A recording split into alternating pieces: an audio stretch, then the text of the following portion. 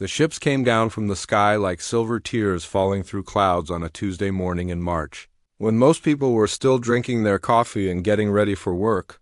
Jake Morrison was running his usual 5 miles around Central Park when he saw them first, 3 massive vessels that moved without sound and landed in the East River with barely a splash. He stopped running and pulled out his phone to call his commander, but the phone was already ringing with an emergency. Alert. Within 2 hours, Jake found himself in a black SUV racing toward the United Nations building where the aliens had requested to meet. He wore his dress uniform and carried his sidearm, though he doubted either would matter much against beings who could cross space between stars. As Earth's top military advisor, Jake had seen combat in 12 different countries and survived situations that killed better men, but nothing had prepared him for this moment. The aliens called themselves Zephyrians, and they looked almost human except for their pale, white skin that seemed to glow slightly and their eyes that were too large and too dark. They stood 7 feet tall and moved with a grace that suggested they were much stronger than they appeared. Their leader introduced himself as Commander Vexhai and spoke perfect English, through some kind of device that translated his thoughts into words. Jake watched from the security detail as diplomats and scientists gathered around the aliens like children around candy. The Zephyrians claimed they had been traveling the galaxy for thousands of years, studying different cultures and wanted to learn about humanity. They brought gifts of advanced technology and promised to share knowledge that could solve Earth's problems with energy and disease and hunger. Dr. Lisa Martinez led the scientific team, and she seemed as excited as everyone else, but Jake noticed. She kept looking at him with concern in her eyes. She had worked with military personnel before and recognized the signs when a soldier sensed danger, even if he couldn't explain why. Jake felt something wrong about the whole situation, but he couldn't put his finger on what exactly bothered him. The aliens asked many questions about human society and government and military capabilities. They wanted to visit different places around the world to better understand Earth's diverse cultures. Within days, they had toured major cities and military bases and research facilities, all under the protection of eager hosts, who saw them as humanity's ticket to the stars. Jake accompanied several of these visits, and his unease grew stronger each time. The Zephyrians showed little interest in art or music or literature, but spent long periods studying defensive positions and weapon systems and communication networks. When they visited the Pentagon, they asked detailed questions about troop movements and supply lines and command structures that seemed odd for beings claiming to study culture. During the second week, Jake noticed the aliens carrying small devices that they claimed were recording equipment for their research. The devices hummed softly and emitted a faint blue light when activated. Jake saw them placing these devices in corners of rooms and near computer terminals and communication equipment. When he mentioned this to his superiors, they told him the aliens had permission to document their visit for their own records. Dr. Martinez approached Jake privately after a meeting at the State Department. She had been analyzing tissue samples the aliens provided for scientific study and found something disturbing. The samples showed signs of genetic manipulation that suggested the Zephyrians were not as natural as they claimed to be. Their DNA contained sequences from dozens of different species, as if they had been combining genetic material from various worlds.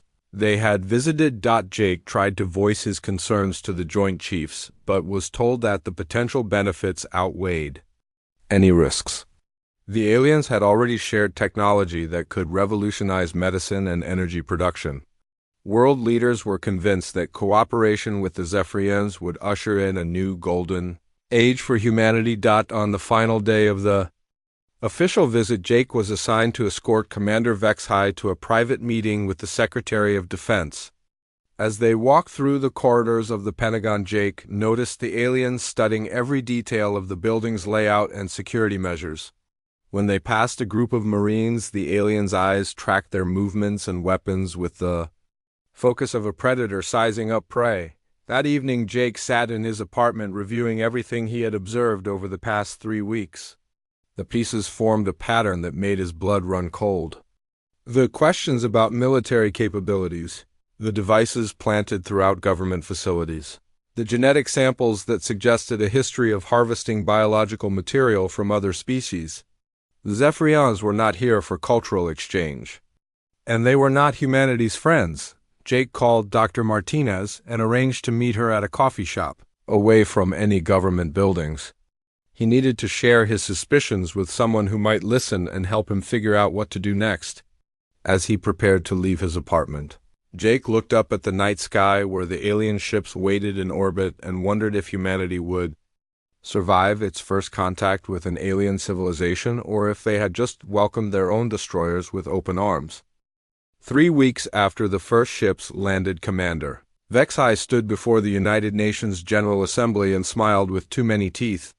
Jake Morrison watched from the security station as diplomats from every nation on Earth applauded the alien leader who had promised them wonders beyond imagination. The translation device around the commander's neck hummed as he began to speak, and Jake felt his stomach drop when he heard the words the Zephyrians had not come to Earth for cultural exchange or to share technology with a promising species. They had come to harvest humanity for genetic material that their own dying race desperately needed to survive. Commander Vexai explained this with the casual tone of someone discussing the weather while security cameras broadcast his words. To every corner of the globe, humans were an inferior species according to the commander, but they possessed certain biological traits that could be extracted and used to strengthen Zephyrian genetic lines. The process would be relatively quick and efficient with minimal waste of useful resources. Earth would be stripped of its human population within 6 months and then abandoned to recover for potential future harvesting of whatever new life might evolve. Jake's hand moved toward his weapon but froze when the alien devices that had been planted throughout the building during the cultural visits suddenly activated. Blue light filled the air and every piece of electronic equipment in the United Nations building shut down. Emergency lighting failed and communication systems went silent as electromagnetic pulses spread outward from the alien devices like ripples. In a pond, within minutes the pulse effect reached across Manhattan and then spread to every major city on Earth, where the Zephyrians had visited during their peaceful mission. Aircraft fell from the sky as their engines died and their navigation systems failed. Military bases went dark as their defensive systems shut down and their ability to coordinate responses vanished. The internet collapsed as servers around the world stopped functioning and the global communication network that connected humanity simply ceased to exist. Jake pushed through the panicking crowd toward the exit as alien soldiers began materializing in the assembly hall through some kind of teleportation technology. The Zephyrians wore armor that seemed to absorb light and carried weapons that hummed with deadly energy. They moved with mechanical precision as they began stunning humans with devices that left people unconscious but alive for easier transport to harvesting facilities. Dr. Martinez grabbed Jake's arm as he reached the stairwell and pressed a data pad into his hands. She had been downloading information about Zephyrian technology during the cultural exchange and managed to shield some of her equipment from the electromagnetic pulse. Her face was pale with terror, but her voice remained steady as she explained what she had discovered about their enemies. The Zephyrians used psychic attacks to disorient and control other species, but Jake's brain showed unusual resistance to their mental influence. Years of combat stress and multiple concussions had changed his neural patterns in ways that partially blocked their telepathic abilities. This gave him an advantage that no other human possessed, but it also made him incredibly dangerous to their plans for easy conquest. Jake and Martinez ran down the stairs as alien soldiers searched the building floor by floor. They could hear the sounds of energy weapons and screaming from above, but Jake forced himself to focus on escape rather than rescue. He had learned in combat that sometimes survival meant making hard choices, and right now getting Martinez and her information to safety was more important than trying to save people who were already lost. They reached the street to find chaos beyond anything Jake had ever seen. Cars had stopped working when their electronic systems failed, and people wandered in confusion as they tried to understand what was happening. Massive alien ships descended from the clouds and began deploying harvesting equipment while smaller craft hunted for humans who tried to run or hide. Jake led Martinez toward the subway tunnels where the electromagnetic pulse might have less effect on older mechanical systems. They joined a stream of refugees fleeing underground as alien energy. Beams cut through buildings above their heads. The sound of collapsing structures mixed with human screams and the mechanical noise of alien machinery as the harvest of humanity began. In the tunnels Jake found Marine Sergeant Bobby Clark, who had been visiting the city on leave when the attack started. Clark carried an old rifle that still functioned and had gathered a dozen civilians who looked to him for leadership.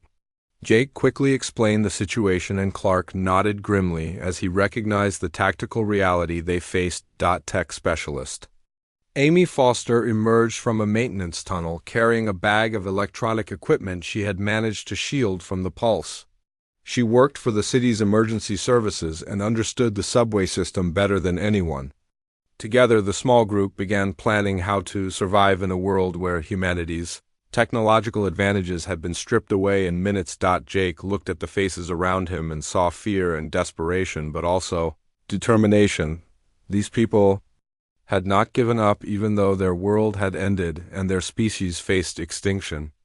The Zephyrians had expected panic and surrender, but they would find that humans were more resilient than they calculated.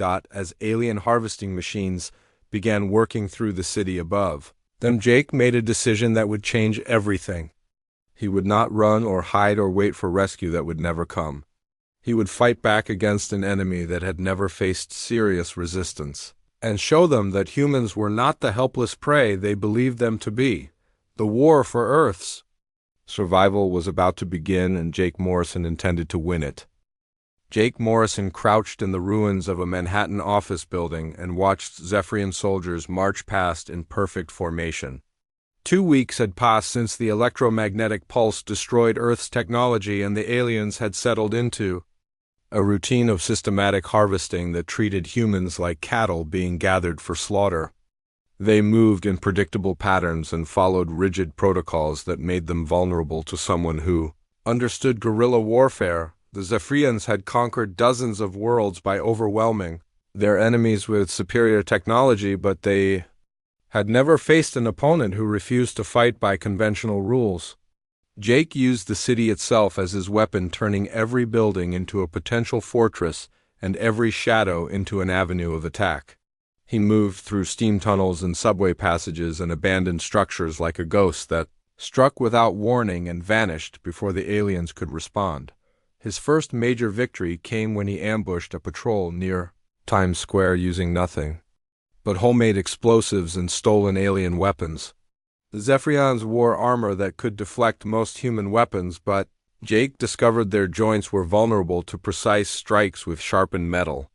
He killed 3 aliens and captured their equipment before disappearing into the underground maze he had mapped during his 2 weeks of preparation. Martinez worked in a hidden laboratory she had established in an abandoned subway station where she analyzed the captured alien technology with help from Amy Foster.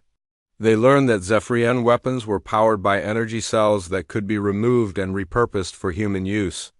More importantly, they discovered that the aliens communicated through a form of telepathic network that connected every soldier to their commanders.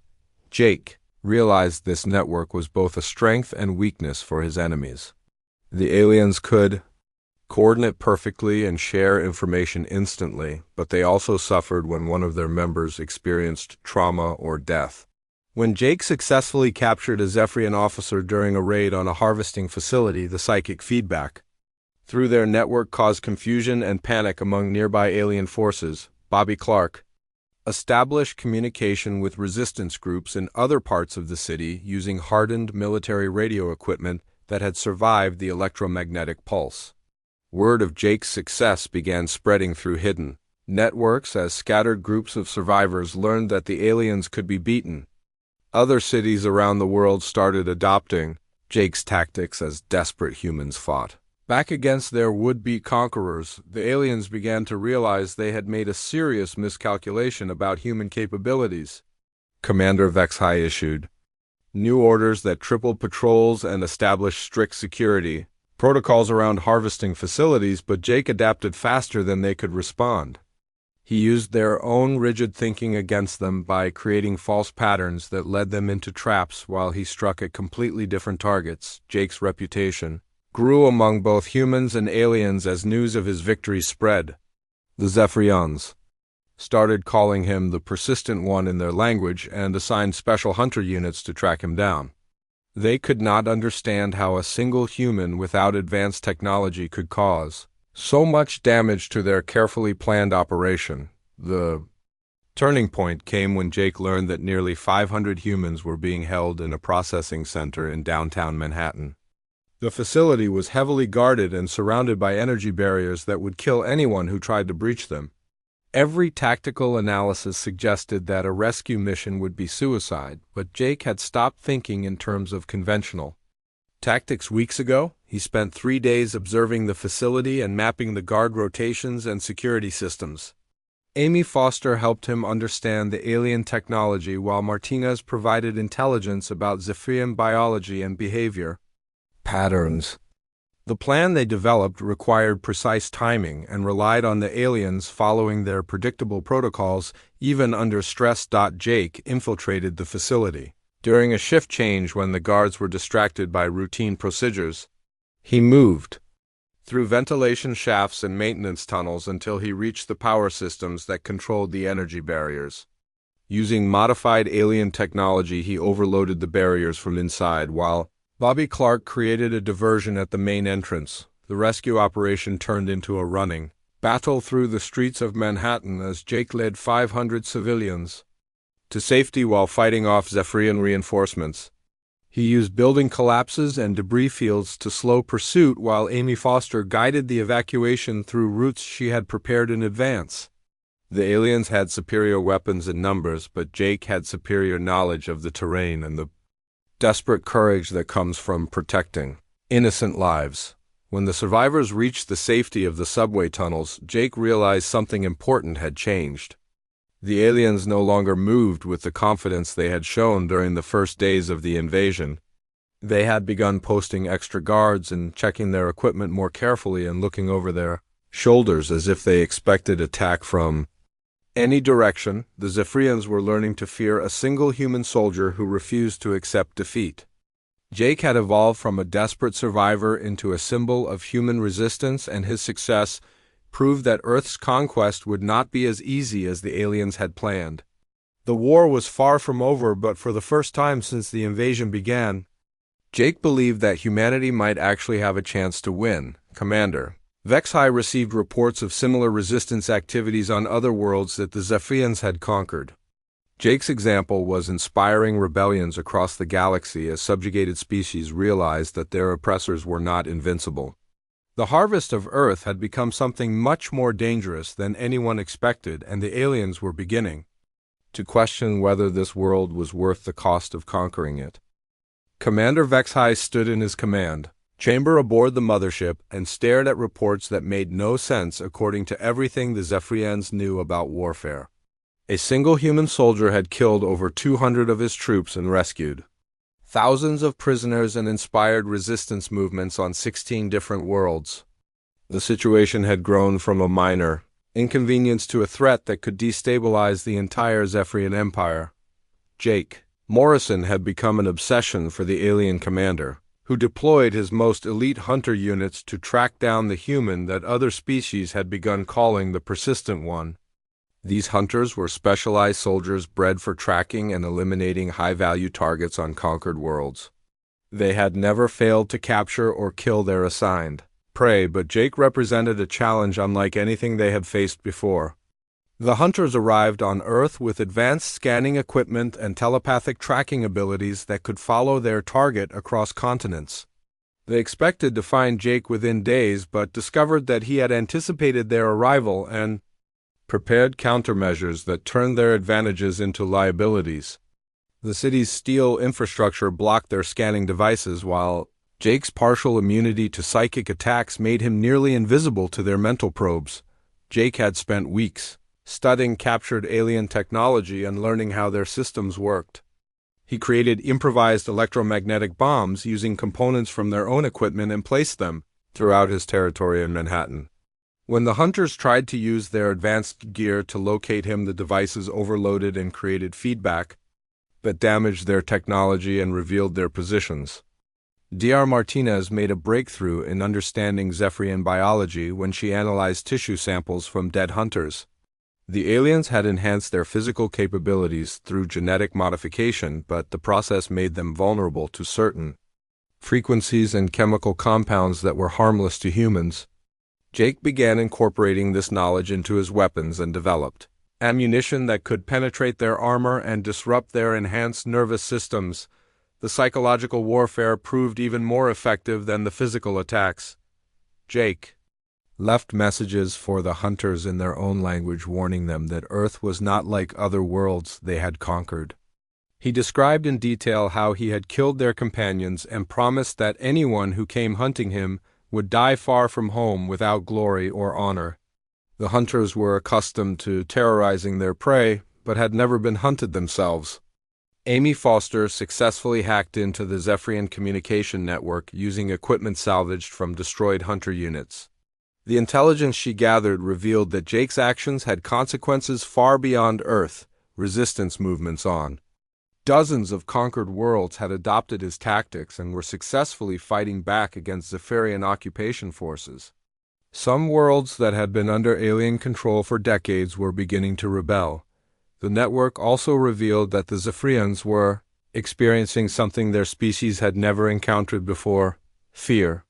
Their soldiers reported nightmares about the Persistent One, and many refused assignments to Earth. The psychological impact of Jake's resistance was spreading through their ranks, like a disease that weakened their will to fight. Jake decided to escalate his campaign by targeting the hunters directly instead of waiting for them to find him. He tracked their movements through the city and identified their base of operations in a fortified building near the harbor. The facility was heavily defended and protected by energy shields, but Jake had learned that alien overconfidence was their greatest weakness. The assault on the hunter base required everything Jake had learned about Zephyrian tactics and technology. He approached during a shift change when the guards were distracted and used stolen access codes to disable the outer defenses.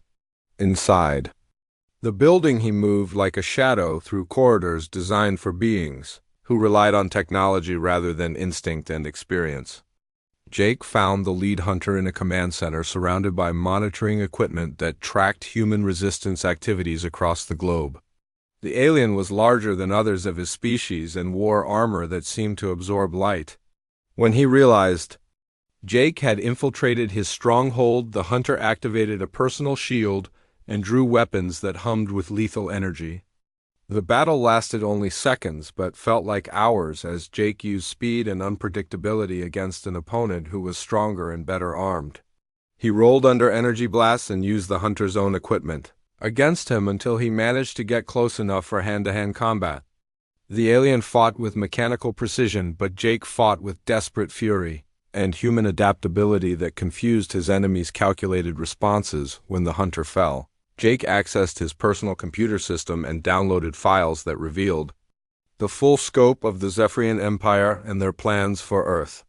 The information included details about their homeworld and the locations of their major military installations, and most importantly, the fact that their leadership was beginning to question whether conquering Earth was worth the cost. Jake transmitted this intelligence to resistance cells around the world using the aliens' own communication network. He also sent a message directly to Commander Vexhai that was simple and direct. Humanity would never surrender, and every day the aliens remained on Earth would cost them more than any victory could be worth. The commander's response came within hours as massive reinforcements descended from the orbiting fleet. But Jake smiled as he watched the ships approach because he knew something the aliens did not understand. Every soldier they sent to Earth was one less soldier defending their empire against the rebellions that were spreading across the galaxy. The Zephyrians were being forced to choose between conquering one stubborn world and maintaining control over dozens of others. Jake had evolved from a resistance fighter into something much more dangerous. He had become the catalyst for the collapse of an empire that had seemed invincible. The war for Earth had become a war for the freedom of every species that had ever been. Enslaved by the Zephyrians, and Jake Morrison intended to win it. Jake Morrison stood in the ruins of Grand Central Station and looked up at the massive Zephyrian mothership that hung in the sky like a metal moon. The vessel stretched for 10 miles in every direction and bristled with weapons that could destroy entire cities. Every military expert who had seen the intelligence files agreed that attacking the ship would be suicide, but Jake had stopped listening to experts months ago. Dar Martinez tried one last time to convince him that the plan was impossible. The mothership contained thousands of alien soldiers and was protected by shields that could deflect nuclear weapons. Even if Jake somehow managed to get inside the ship, he would face overwhelming odds with no chance of escape. She begged him to reconsider, but Jake had already made his decision. Amy Foster had spent weeks analyzing the captured Zephyrian shuttle and modifying its systems to mask human biosignatures. The work required combining alien technology with human ingenuity in ways that should have been impossible, but Amy had learned to think outside the limitations that the aliens accepted. The shuttle could now carry Jake to the mothership without triggering their security systems. Bobby Clark assembled the remaining resistance fighters in Manhattan and prepared them for what might be their final battle. If Jake's mission failed, the aliens would likely kill every human on Earth in retaliation. The Marines and civilians who had followed Jake through months of guerrilla warfare knew the odds, but they also knew that doing nothing meant certain death for their species. Jake climbed into the modified shuttle and ran through the systems checks that Amy had taught him.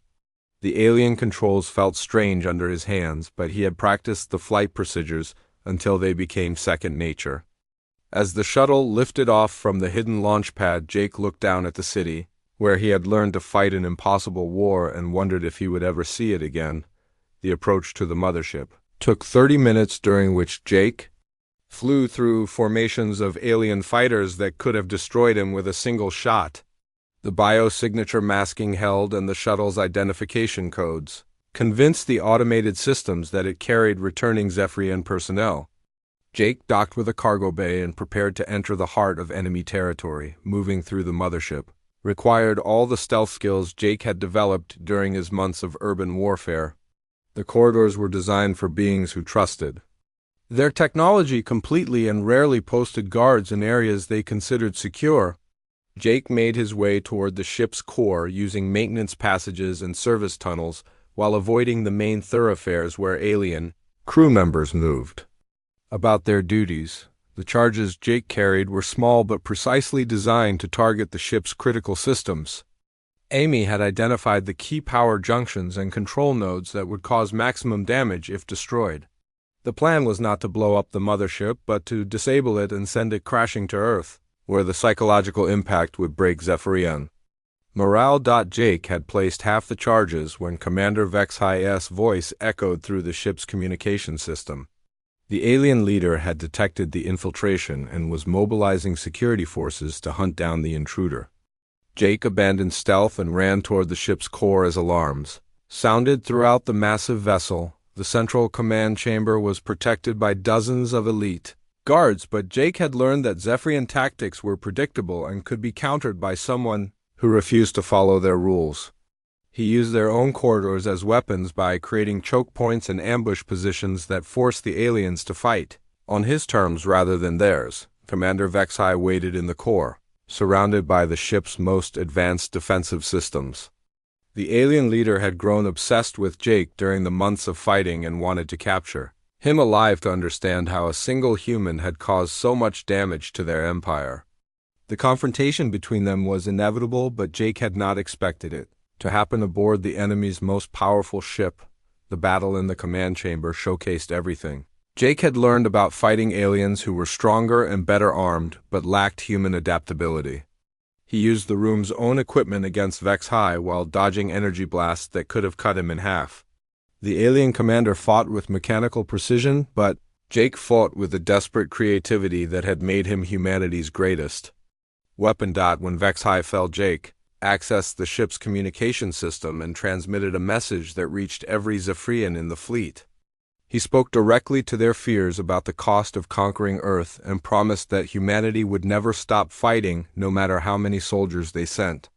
The psychological impact of his words combined with his impossible infiltration of their most secure facility caused panic throughout the alien ranks. Jake activated the remaining charges and felt the massive ship shudder as explosions tore through its critical systems. The mothership began falling toward Earth in a controlled descent that would bring it down in the Hudson River rather than on populated areas. Jake made his way to an escape pod as the ship's artificial gravity failed and emergency lighting flickered. Throughout the corridors, the pod ejected just as the mothership hit the water with an impact that sent shockwaves through Manhattan. Jake survived the crash and swam to shore where he found crowds of humans watching the impossible sight of their enemy's greatest weapon sinking beneath the waves. The psychological effect was even greater than he had hoped as Zephyrian forces around the world began retreating to their ships in preparation for departure. Commander Vexai had survived the crash but was severely injured when rescue teams pulled him from the wreckage.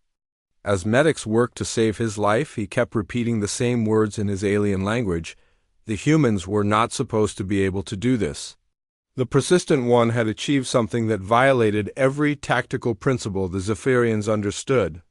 Jake stood on the shore and watched alien ships lifting off from cities around the globe. His impossible mission had succeeded beyond his wildest dreams, but he knew the war was not over. The Zephyrians might return with different tactics or other. Alien species might threaten Earth in the future. Humanity needed to be ready for whatever came next, and Jake Morrison would make sure they were prepared. The news of the mothership's destruction spread across the galaxy faster than light itself through the Zephyrian communication network that Amy Foster had learned to access. On worlds that had been enslaved for generations, subjugated species watched in amazement as their oppressor's greatest symbol of power sank beneath the waters of a distant planet called Earth. Within days, rebellions erupted on dozens of systems as beings who had accepted their fate for centuries suddenly realized that the Zephyrians were not invincible. Jake Morrison sat in a makeshift command center in the ruins of Manhattan and read reports from resistance movements across the galaxy. His actions had inspired something unprecedented in galactic history, a coordinated uprising against the most powerful empire known to exist. Species that had never heard of humanity were using tactics he had developed to fight for their freedom from alien oppression. Commander Vexai recovered from his injuries in a human hospital, where doctors worked to save the life of the being who had tried to destroy their species. The irony was not lost on Jake, who visited his former enemy to discuss the terms of Zephyrian withdrawal from Earth. The alien commander had changed during his time among humans, and no longer spoke with the casual arrogance that had marked their first meeting. The conversation between Jake and Vexai revealed the true scope of what had happened during the failed invasion of Earth. The Zephyrian Empire was collapsing as entire sectors declared independence and former subject species turned their captured weapons against their former masters. What had begun as a simple harvesting operation had become the catalyst for the greatest political upheaval in galactic history. Vexai offered Jake a position as military advisor to help the Zephyrians maintain control over their remaining territories. But Jake's response was simple and direct. Humanity was not interested in joining anyone's empire in any future. Contact between their species would be between equals or not at all. The age of Zephyrian dominance was over, and Earth would not help resurrect it. Dr. Martinez and Amy Foster had reverse-engineered enough alien technology to give humanity significant advantages in medicine and energy production, but more importantly, they had learned about faster-than-light communication systems that connected civilizations across the galaxy. Jake used this technology to coordinate with rebel groups on distant worlds and found himself becoming the leader of an interstellar resistance movement. The formal peace treaty between Earth and the Zephyrian Empire was signed in the same United Nations building where the invasion had begun 6 months earlier. The aliens agreed to complete withdrawal from Earth and payment of reparations for the damage they had caused. More importantly, they acknowledged humanity's right to exist as an independent species and promised never to return with hostile intentions. Jake knew the treaty was just paper and that other threats would emerge from the vast galaxy that surrounded Earth. The Zephyrians had mentioned other species during their communications, and some of them made the failed invaders look peaceful by comparison. Humanity needed to be prepared for whatever came next, and that meant changing how humans thought about warfare and survival. The new military doctrine Jake established was based on the lessons learned during the Zephyrian invasion. Human advantages lay not in technology or physical strength, but in adaptability and determination and the absolute refusal to accept defeat no matter how impossible the odds appeared.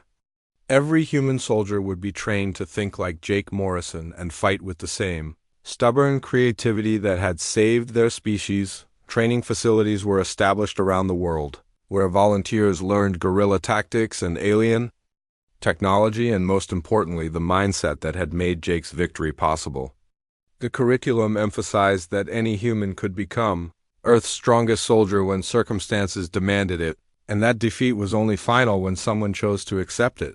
Amy Foster led teams of engineers who combined human innovation with captured alien science to develop weapons and defenses that no enemy would expect. The technology was impressive, but Jake insisted that the real strength lay in teaching humans to think beyond the limitations their enemies assumed about them.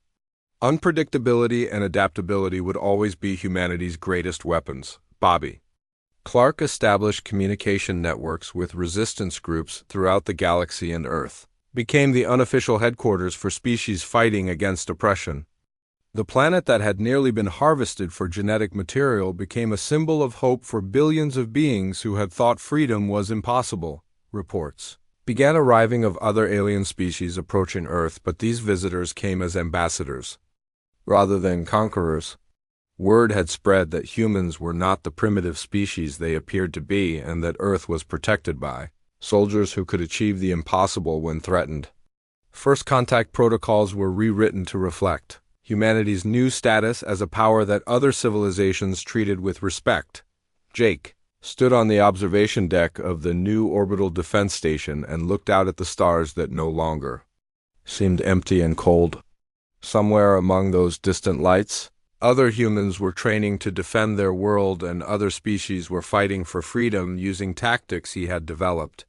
The galaxy had become a more dangerous place for those who sought to enslave others. The final report Jake read that evening came from a Zephyrian colony world where former subjects had successfully overthrown their oppressors, using modified versions of his urban warfare techniques. The rebels sent a message thanking the Persistent One for showing them that any enemy could be defeated by those who refused to surrender. Jake smiled as he realized that his war for Earth had become something much larger than anyone had imagined. The aliens had regretted attacking Earth's strongest soldier, but they had learned too late that every human had the potential to become that soldier when pushed to their limits. The galaxy would never again make the mistake of underestimating humanity, and Jake Morrison had become the template for a new kind of human warrior that the universe hoped never to face in battle.